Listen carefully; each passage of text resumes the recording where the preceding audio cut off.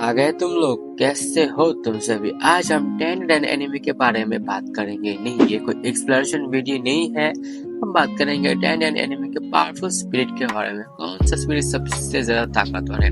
और हाल ही में तुमने तो 10 एनिमे की कुछ स्पिरिट देख ली होंगे, जैसे कि टर्बो ग्रैनी, एक्रोबैटिक सिल्की, ऐसे ही बहुत सारे स्पिरिट के बारे में हम बात करेंगे। तो चलो वीडियो को शुरू करते हैं।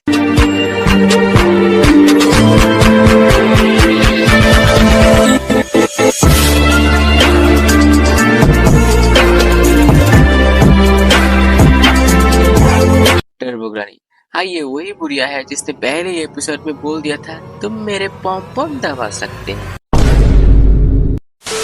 टर्बो ग्रैनी एक जानी मानी योकाई है और वो शोनो सिटी के एक टनल में रहती थी और वही पर टर्बो ग्रैनी के साथ करण और मोमो की मुलाकात होती है। और करण सोच रहा था ये भौंडी बुढ़िया इतनी रात में इस गुफा में क्या कर रहा है।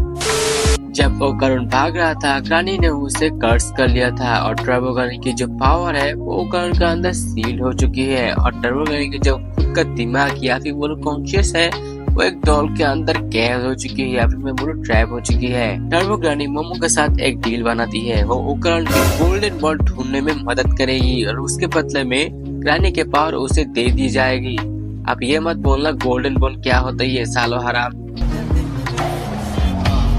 टर्बो ग्रैनी की पावर के बारे में बात करें तो टर्बो ग्रैनी 100 किलोमीटर प्रति घंटे भाग सकती है। जब ग्रैनी स्पिरिचुअल बॉडी में होती है तब उसे कोई छू नहीं सकता, इसीलिए उसे कोई सा भी फिजिकल डैमेज नहीं लग सकता। टर्बो ग्रैनी दूसरे के ऊपर कर्स डाल देती है और उसका कर्स ऐसे काम करता है कि अगर तुम उसे देखकर भागे तो उसे एक रेस की तरह ले लेती है और जो रेस को हारेगा उसे कर्स कर लेता है। और टर्बो ग्रैनी अगर किसी को पोजेस कर लेती है तब उसके बंदे के नीचे की ले लेता है, मतलब कब्जा कर लेता है।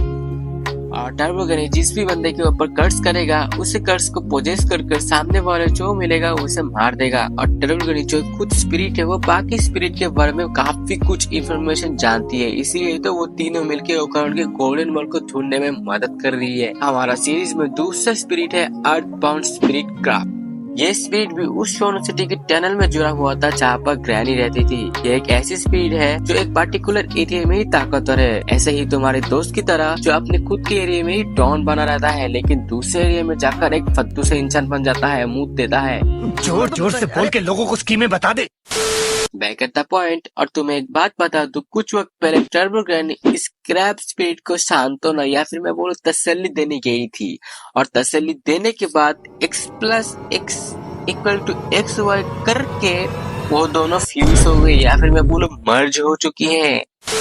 मर्ज होकर बन गई अर्थबाउंड स्पिरिट क्रैब। और इस स्पिरिट की पावर के बारे में बात करो तो ये ग्रैनी की पावर ही है। जब ग्रैनी और क्रैब फ्यूज हो गए थे तो ग्रैनी की पावर उसमें आ गई थी और क्रैब की पावर तो पहले से ही थी। क्रैब की ज्यादा कुछ पावर नहीं है, इसमें ज्यादा कुछ पावर नहीं है।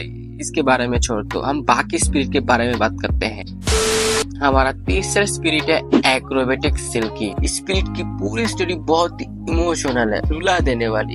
एपिसोड 7 देखकर मुझे तो रोना ही आ गया था। जब वो ह्यूमन फॉर्म में थी तब उसके ऊपर पैसे की कर्जों के ऊपर डूब रहा था। उसकी एक बेटी थी जो उससे अपने सब कुछ मानती थी, अपनी बेटी को सब खुशी देना चाहती थी। जब वो ह्यूमन फॉर्म में थी तब उसके ऊपर पैसों की बहुत बड़ा कर्ज था, कर्ज के ऊपर डूब रही थी। कर्ज को चुकाने के लिए और अपनी बेटी को अच्छी सी एक लाइफ देने के लिए वो प्रोस्टिट्यूट काम भी करती थी।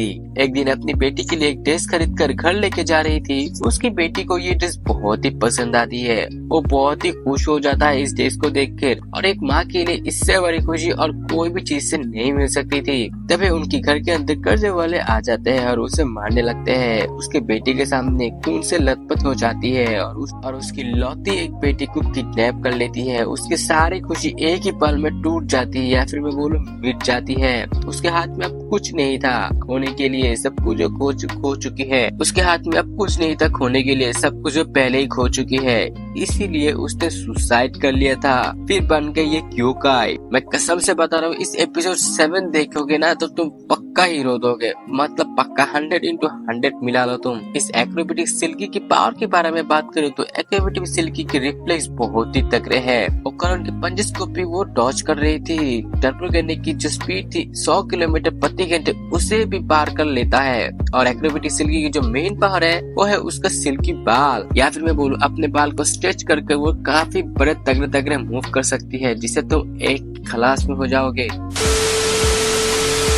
और चौथे स्पिरिट के बारे में बात करूँ तो इसका नाम है evil I. Evil I really strong है बाकी 3 स्पिरिट के मुकाबले, जो मैंने आपको पहले बताई है। जब इविल आई अपने ह्यूमन फॉर्म में थी तब वो एक बच्चा था, लिटरली वो एक बच्चा था, मजाक नहीं कर रहा हूँ, वो एक बच्चा था। कीटो फैमिली उसे सुचिकोनो के लिए बलि का बकरा बना दिया था। बेसिकली उन लोगों का नियम है अगर वोल्केनो के लिए कोई बलि नहीं देता तो वोल्केनो अशुद्ध हो जाता है, या फिर मैं बोलूँ करप्ट हो जाता है। वो जो विलेज में रहते थे वहाँ पर एक वोल्केनो था और इसीलिए हर साल कोई न कोई इस वोल्केनो के लिए कोई बलि का बकरा देता ही है, कोई बलि चढ़ाता है। एविल आई की एक ही ख्वाहिश थी कि वो एक नॉर्मल सी लाइफ जी सके। उसकी उम्र के बच्चे बाहर खेल रहे थे जिसे देखकर वो भी उन लोगों के साथ खेलने चाहता था, लेकिन कुछ वक्त बाद उसे बलि दे दिया जाता है और कुछ सालों बाद वो बन जाता है एक स्पिरिट, या फिर मैं बोलूँ एक योकाई।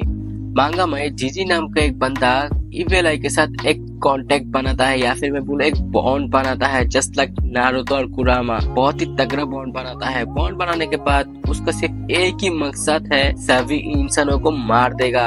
लेकिन ओकरन बीच में आ जाता है और ओकरन बोलता है तुम मेरे साथ एक कॉन्ट्रैक्ट कर लो, तुम सिर्फ मुझे मारोगे और कोई भी इंसान को नहीं मारोगे, सिर्फ मुझे हराओगे और मेरे को हराने के बाद बाकी सब तुम लोगों को मार देना, लेकिन मेन कैरेक्टर को कौन ही हराएगा। ऐसे एंटागोनिस्ट ये तो नहीं कर पाएगा।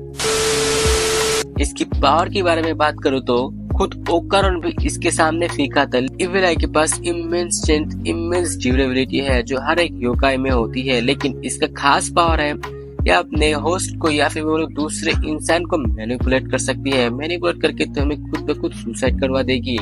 तुम्हें ये लगने लगेगा इस जीवन से मुझे क्या ही होगा, इससे अच्छा तो मैं सुसाइड कर लेता हूँ।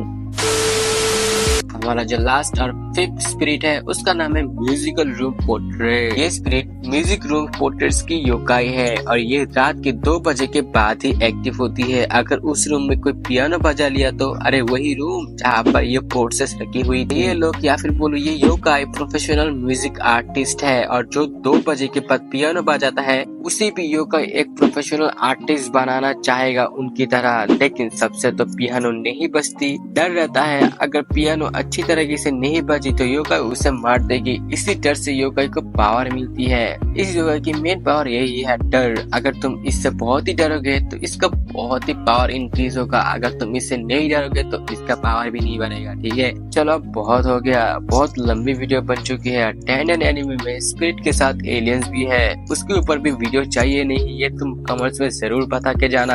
आज के वीडियो तुम्हें कैसे लगा वो भी बता के जाना, और अगर वीडियो पसंद आती है तो वीडियो को लाइक और चैनल को सब्सक्राइब कर देना। मिलते हैं तुमसे दूसरे वीडियो में।